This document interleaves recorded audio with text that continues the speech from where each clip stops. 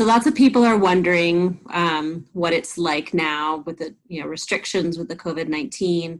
A lot of people with Flagstaff doulas were expecting to have their doula with them at their birthplace, and that has really changed. So I was hoping that you could just tell people a little bit about what your experience was like. Yeah, absolutely. Well, we definitely were expecting our doulas to come with us to the hospital and be with us for the whole process. But with the restrictions, that did not work out. So instead, what it looked like for us is on Tuesday night, we kind of started feeling pain that we thought might be contractions, might not be. So we took the advice from the class and got some rest, got some food, texted Kristen, the doula, and let her know that, hey, this is what's happening. So she kind of knew where we were at, and she was kind of expecting us. And then in the morning, when things started getting more intense, Kristen was able to meet us at our house. And then once she was there to support, we were able to do all the different positions and all the different things that we had worked on, to make sure that Dustin kind of knew what he was doing as a support person. I kind of had the mantras and everything ready to go. And we were able to labor at home from until 4 p.m. that afternoon. So that was really helpful to be in our kind of peaceful space at home with Kristen. And then when it came time to get to the hospital, Kristen was able to go with us so she could help us get into the door. She helped us get the masks on. She was there when we got our temperatures taken, and all that to get in. And then Dustin got all the bags because they only let you have one shot into the hospital. So you have to be carrying everything that you want in with you.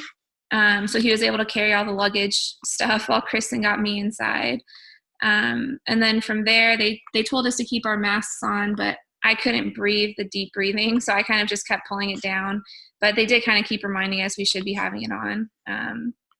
Yeah. And then once we were there, we did think about the virtual support, but it was just too chaotic. I was 7 centimeters when we went inside. And so there was just people coming and going and monitoring, and we couldn't find a good groove of where to place like a virtual either phone call or video stream. So for us, we didn't do the virtual support, but knowing that Kristen was there and available was super helpful. And I don't know if you have. Laboring at home was really nice.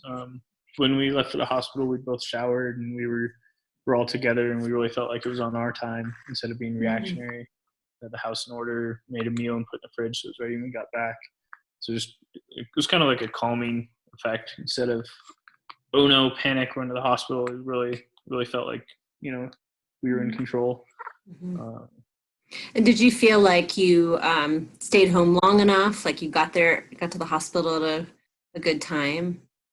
Yes, I think it was just about perfect timing. And then being first-time parents, trying to find that timing we're kind of nervous about doing it on our own, because there's the party that, oh no, we have contractions, let's go now, balanced with wanting to be in the hospital as little as possible. So it was really nice having Kristen there to kind of help us judge where we were at and make an informed decision instead of an emotional one, which was. Yeah, for me at least, it kind of took the pressure away of having like, oh my gosh, I have to time each contraction and like, when do I go? Like just kind of putting all that on Kristen to just trust her to say, okay, you guide us through this process and then you let us kind of know when it's time to go.